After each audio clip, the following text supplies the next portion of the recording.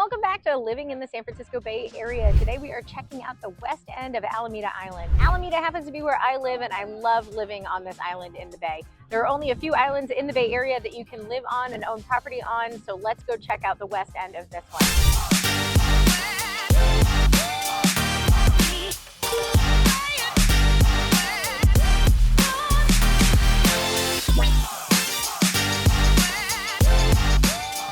My name's Andrea West. I've been a realtor since 2010 and I'm a Bay Area native. I've lived in Alameda since 2019 and I work with buyers and sellers moving anywhere in the Bay Area. So whether you're looking to move in 9 days or 90 days, I would love to hear from you. You can reach out to me, call, text, or email. My contact information is below and my QR code is in my banner if you want to book a meeting with me. Let's go check out the West End of Alameda. We're going to start right here. We are in this beautiful promenade that is overlooking Alameda Point and the Hangars. Now you can see San Francisco there in the distance. So we are facing west. Over here is the backside of the Hangars. Right now, straight ahead, we are looking at the Ballena Sports Club. It did get sold. It is now the hub. So5 Soccer is also in there. Great for kids and adults if you want to play soccer. And you can see all this concrete out here. Tons of space to come out, teach your kid to ride a bike, play with the fam, park. Lots of events happen out here. And right now happens to be the Everyone Eats Festival going on. Got lucky with this one right now. Checking out the festival here. See, there's tons of food stands and food trucks. There's bands playing, people coming out and having a really good time. Alameda is generally only frequented by people who live in Alameda, but for events like this, Everybody Eats and tons of other events throughout the year. They've got flea markets and antique fairs and all sorts of fun stuff out here. People from all over the Bay come, and you can imagine why. They also come out here to the Hangars to go get a glass of wine, check out the distilleries and the breweries, have a beer, watch a game, take the kid to the sandbox. So let's go check it out.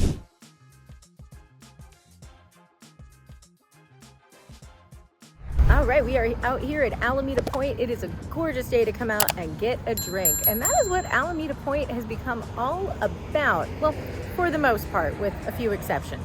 Right behind me, you'll see Almanac Brewing. That's one of the most popular breweries here in town. So check this out. Almanac used to be one of the hangars. Now, these hangars all out here are for the old Air Force Base. It used to be this huge amount of federal land. It's back to the city now. So the city of Alameda has got all of these basically old hangars that no one's using as hangars anymore because we don't need it for the Air Force. So what happened? Breweries came in, started making beer. Spirits companies came in, started distilling spirits. Wineries came in. Guess what? Started making wine. So there's a lot of that out here. To give you an idea of what it looks like here, super family friendly for people all ages, kids, no kids, dogs. People love to come here, have a drink. It's beautiful. See, this is a Friday evening. It's still fairly early. I think a lot of people are still getting off of work. On a weekend, this place is packed to the brim. They just put the AstroTurf in, so it's a little bit warm and welcoming. Before it was just concrete the whole way. I know a lot of people like to come here on the weekend with the kiddos because there's a sandbox in the corner. And like I said, lots of people come out with the dogs. Very friendly for everybody. And then very common out here, lots of food trucks. Scolari's is one of the best. They do amazing burgers, very like high-end gourmet. They've got their regular restaurant outpost over on Park Street next to Lucky 13. This is their food truck that comes over here. Right next to Almanac, you have got the Rake and Admiral Maltings. Together, they have really good craft spirits, beers, and wine. They also serve food. They have one of the few in-house kitchens here for the breweries. Really nice, great outdoor space, lots of patio space here as well. Next to Almanac and the Rake Admiral Maltings, you have got Firebrand Bakery. So really tasty artisanal breads. They've got a little restaurant cafe in there. A lot of people like to come in and work, have yourself a bite to eat and some coffee. Across the street, we have got Ballena Sports Club and the So5 Soccer Center. Now, Ballena just got sold not too long ago. They're actually rebranding it as the hub now, but it's a really big gym in there, and they've got big indoor soccer area as well as pickleball now. So that's a really nice place to go and work out, play some sports, have a good time. I'm not 100% sure, but they used to have at least a little beer area in there as well. So if you want to have a beer and watch people play sports, maybe your kids or a friend, it's also a really fun way to be involved without playing. So that's what I love about living in Alameda. The whole island is really not that big. It's only about 6 miles wide, and even at 25 miles an hour to get across town, it's really pretty convenient. I can come over here and have myself a nice beer, bring the kid, watch the game. They got TVs inside. I can go have a great bite to eat on Park Street or Webster Street. Plus, I'm really close to San Francisco. I can take a ferry in 20 minutes, or I can drive if there's no traffic, or I feel like I need my car because I've got more than one client that day. So there's really a lot of benefits to living in Alameda because it's so close to so many other things. It's also just right across the bridge from Oakland, which has tons of great food, great nightlife, great culture. We love going to the zoo there. We love going to Berkeley. Really enjoy going and checking out the local art scene over there, as well as some really great restaurants. You can go check out a Cal Berkeley game if you're into sports. Alameda's a really great place to live. All right, out at the Hangars, here we are, Hangar 1 Vodka. And this is, honestly, I think it's the one that started it all. Check out that big, beautiful city and bay view. This gorgeous hangar that is now making delicious vodka. St. George opened a distillery next door as well. So you've got St. George and Hangar 1 owned by the same mother company. Next to one another out here. And then the breweries and the wineries all started following suit. I really do. I love coming out here. It's a great part of Alameda. It's so wonderful. So lots of people, they come to town, they come check out here, take guests and family from out of town. It's really just a lively, fun environment. But at the same time, it's kind of this tucked away little hidden gem. People don't know about it if they're not from here unless they look for it. It's not like Pier 39 where it's just kind of out in the open and everyone knows about it. This is a little more of like a local secret. Not entirely, because the secret's been leaking, but it's a really great place to come out. Check it out for sure. Now you can hear how quiet it is out here. It's so quiet out here at the Hangars. Now, when there's an event, when there's something going on, when a big loud car comes by, yes, it can get a little bit packed, it can get a little bit crowded, but generally speaking, it's so quiet out here. And you're right on the water, so the weather's great. It's usually not too hot. You've got a nice coastal breeze, and you've got gorgeous views. So check out this view. We are at Daché and Urban Legend. They both share an outdoor patio. And look at that view. You've got direct San Francisco views. You've got the Bay Bridge. I mean, it is just gorgeous. So I love coming out here. Daché Wineries is right behind me. Over here is Urban Legend Winery. I have been a member here for a while now, and I cannot say enough good things about both of these wineries. Really tasty wines, and they have nice little bites you can have, and they'll get food trucks here, especially on the weekends, so you can come and have a real meal out here. They'll have live music here in the middle. Sometimes like a barbecue pit or something will come out as well. Great place to have get-togethers, do some wine tasting, or get a bottle and just check out that San Francisco view, because it really is gorgeous. You get the bay, you get the bridge, you get the Oakland cranes, and the city skyline. Who doesn't love that? Here I am on Webster Street on the west end of Alameda Island. Let's go check it out. All right, here we are at Webster and Santa Clara. Cafe Jolie behind me is great for brunch. This is kind of my brunch block. I love Cafe Jolie. And well, okay, my brunch 2 blocks. And then as you walk further, we are going to get to West Cafe, which is also next to a really tasty coffee called Signal Coffee. So really great for those mornings where you just need a cup of coffee and something quick to go, or if you want to sit down and enjoy a nice brunch meal together. This Mediterranean grill actually haven't been there yet. I want to check that out. The Pacific Pinball Museum, so fun if you're into video games and pinball, just kind of a fun place to check out. Cambodian cuisine here. And this is West Cafe. This is where I love to come have a bite to eat, a cup of coffee. I meet clients here all the time. It's really great. Order at the counter. They've got a nice patio in the back. They're only open till 2 p.m. It's after 2 p.m., so they're closed right now. Here is the UFC gym. So if you want to go get a workout here. Webster Street is a couple blocks shorter than Park Street. Park Street goes a little bit further and it actually continues all the way out to the beach, whereas Webster Street ends at Central. So that means at Central it actually dead ends, and then there's the Park Webster Condominium Association there, which, by the way, really fun to check out if you're looking for a 1 to 2 bedroom condo community. However, it is shorter, so that means there's less businesses on this end. Still tons of things to do, tons of places to eat and see, but has a little bit of a different vibe than the Park Street side. Continuing on Webster Street, so across the street you got Bureau 510, really good burgers. They actually have kind of an interesting fusion menu. Right here we have got a dispensary. Down here it's martial arts, kung fu, Tai Chi and Qigong. And then here's Signal Coffee, which I mentioned. I love getting coffee here. I've also got really good breakfast sandwiches and a cute little back patio garden area to go eat at. Always easy to get a slice of pizza there. All right, on Webster Street, here we are at Fernside. I love this bar. They've got live music, they do trivia, they've got all sorts of fun events. Obviously queer friendly and actually queer owned. Super fun bar, very historic. It is the afternoon, so it's not super busy in there right now. Got their record gallery next door and Califia Taqueria. I love coming over here to get a good bite to eat.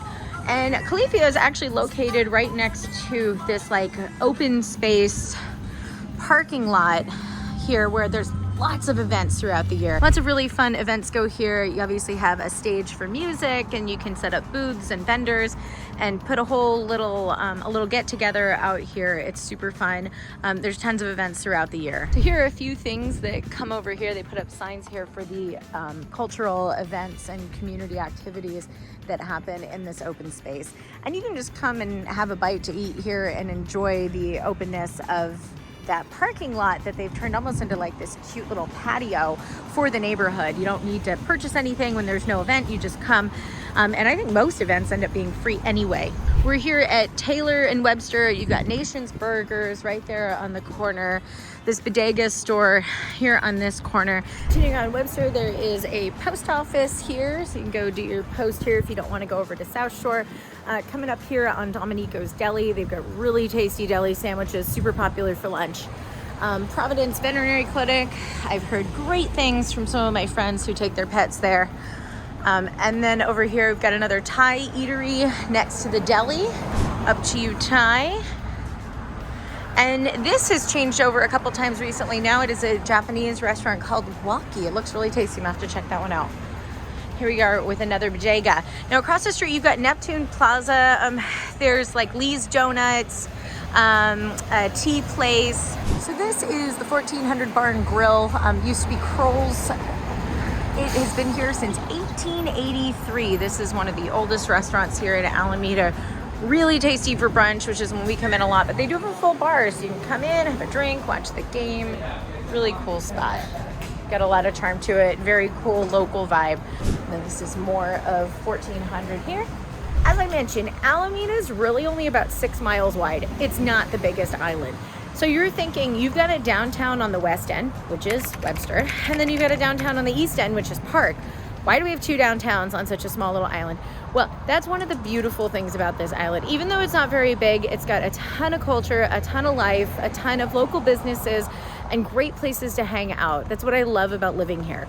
With a population of around 80,000 people, it doesn't feel small. It actually feels like, in my opinion, the perfect size. You're still getting the small town feel with kind of more of the urban flair and culture that some suburban cities in the Bay Area don't seem to have as much. So having 2 separate downtowns, both having a little bit of a different vibe, really offers more options for people on both ends of the island. Plus, Alameda is so walkable. That's one of the lovely things. So if you live on the West End, a lot of people can walk over here to Webster Street. And if you live on the East End, a lot of people can walk over there to Park Street. And in between, there's other thoroughfares throughout the city that have a few blocks of other like local businesses, eateries that also have more of a little homey cultural vibe, so that you feel like you're part of a bigger community. It's not just these big shopping centers. Now we also have big shopping centers, but the community feel is really what I love about Alameda. All right, we are checking out Bayport over here on the west end of Alameda Island. So we are right now on the corner of Ralph Esposado Memorial Parkway, which is one of the main streets over here on the west end. That'll take you, if you go down that way, that'll take you out to the Posey Tube, which is the tunnel to get on and off of the island. Over this way, you're gonna go over to Alameda Point, which is the hangars and the beautiful view of San Francisco from over there along the water. That's the old naval base. And here is Bayport. Let's go check it out. Bayport was built in 2007. It is entirely single-family homes, and there's a few hundred of them here. So one of the nice things I really like about Bayport is all of the homes look different from the outside. They don't look like these cookie-cutter homes. They don't look the same. There are 10 different floor plans here. And like I said, from the outside, they really sprinkled them and made them look differently. Some of them have these brick aesthetics, some are stucco, some have got these really cute balconies in the front, some have shutters, some have different entryways with arches. Walking around, you can see how the streets are laid out. They did a really good job. They're newer streets. There's plenty of parking for guests, as you kind of see here along the street. And then all of the homes have garages. They're actually behind the house. So not super common on the West Coast to have garages behind the house. You usually see them in the front next to the front door. So here's an example where you actually drive. You drive here behind your house.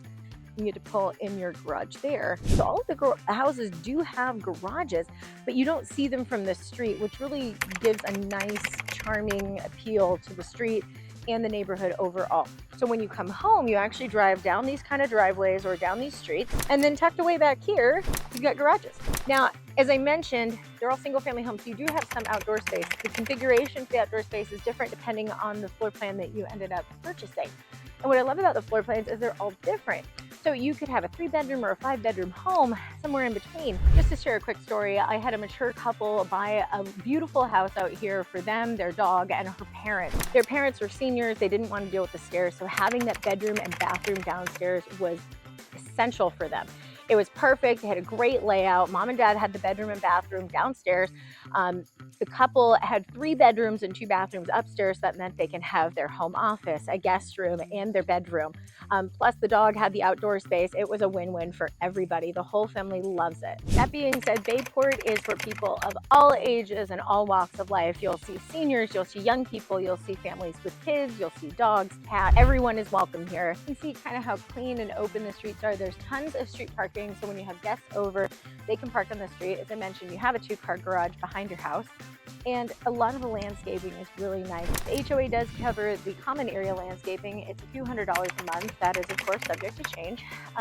So it's really manageable, and it's a great option if you're looking for a single family home that's not too old, something that's newer. You're not going to have to worry about a lot of upkeep and maintenance for the most part, because they were built in 2007. Not to mention, Ruby Bridges Elementary School is here.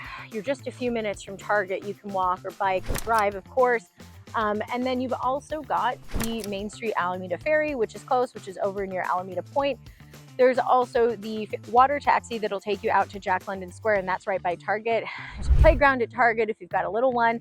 And there is a ton to do over in that shopping center. There's also Aquatech, which I like to take my kid there for swim lessons. You can also go and just use rec swim time. There's a lot of stuff to do and see over near Bayport. I love Bayport. I think it's an amazing location if you like to be able to get in, on and off the island pretty quickly. You like to go out to Alameda Point, go shopping at Target. Great for commuting, great for having a single family house that's less than 20 years old with outdoor space and a garage. All great things to have. Plus, a lot of these homes have a bedroom and bathroom downstairs. So if you have a relative or somebody that might want something on the first floor and not want to deal with stairs, there are some great options out here as well. A lot of the resales out here start around 1.5 million and go up to 2 million. So if this is in your budget, this is a great location to be considering. Let's go check out what some streets here on the West End look like. This is an example of what some of the West End streets look like. Lots of Victorians, kind of early 1900s architecture. You'll definitely see some craftsmen sprinkled in there, as well as Edwardians. And then you'll see a lot of mixed residential. So you'll see some single family homes next to duplexes or maybe some apartment buildings. This is pretty typical. And our lots are not that big here in Alameda. Anything between 2,500 to 5,000 square feet is a pretty typical lot. Some closer to 2,500, some closer to 5,000. If you have something over 5,000 square feet in Alameda, it's probably on the larger end footprint, unless you've got like an ADU or more than one unit on your property. So just to kind of give you an idea of what to expect. And a lot of these older homes require a lot of maintenance. So you'll see it kind of all over the board. You'll see some of them more fixed up and a little bit nice. You'll see some of them that have a little bit more deferred maintenance. This is chopping also on the West End here. So lots of mature trees, 25 miles an hour throughout the island. So people shouldn't be speeding. So you'll see a lot of people crossing the street, out walking the dog, riding their bike, kids out playing. It's generally a pretty friendly, not overly heavily trafficked island. Now here we are at Buena Vista. So Buena Vista, again, being one of the busier streets, they do not have a stop. That's an example of kind of how it is at the busy streets, but the side streets, much like this, are much slower, much more quiet and chill. I'll go check out Eagle here. Eagle's another great street. And then comparing some of these homes to the Gold Coast, which we're gonna go check out next, you'll see what I mean by just the footprint of the homes is a little bit more compact here versus some other parts of the island. And then comparing over to the East End has different sorts of layouts as well, just depending on what the neighborhood is.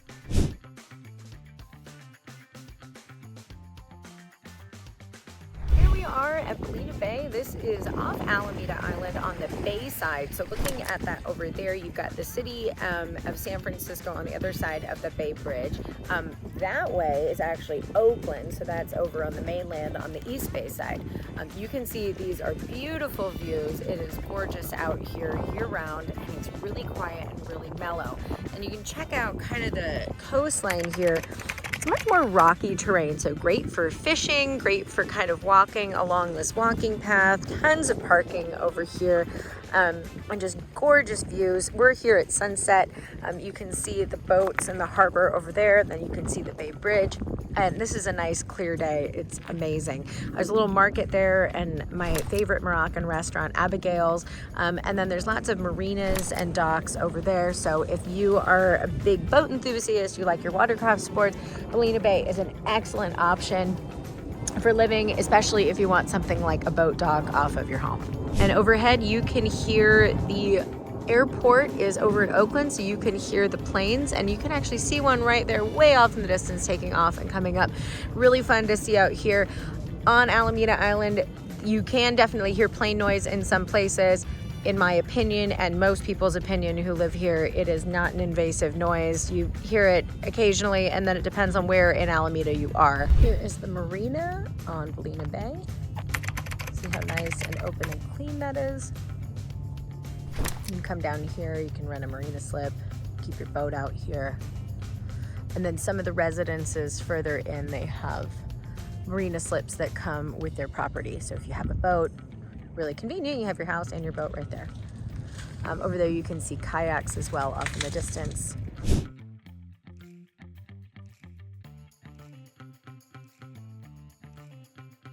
We're on Sherman here, right kind of in the middle of the island, but middle, I would say west leaning maybe. And we're gonna start heading into Gold Coast. I just kind of wanted to show you some of what to expect driving around these neighborhoods. You'll see a lot of architecture from the early 1900s, some kind of closer to like 1940s, but a lot of older, kind of more stately homes as you start getting into the Gold Coast. Generally speaking, the lot size in Alameda is on the more modest side. We are an island, so that means there's less space, which means a little bit smaller lots and homes bigger together. Now the Gold Coast, though, tends to be bigger lots, bigger homes. So more estately feeling homes. Most of these homes are $2 million plus. So a lot of the homes are bigger, not necessarily all of them.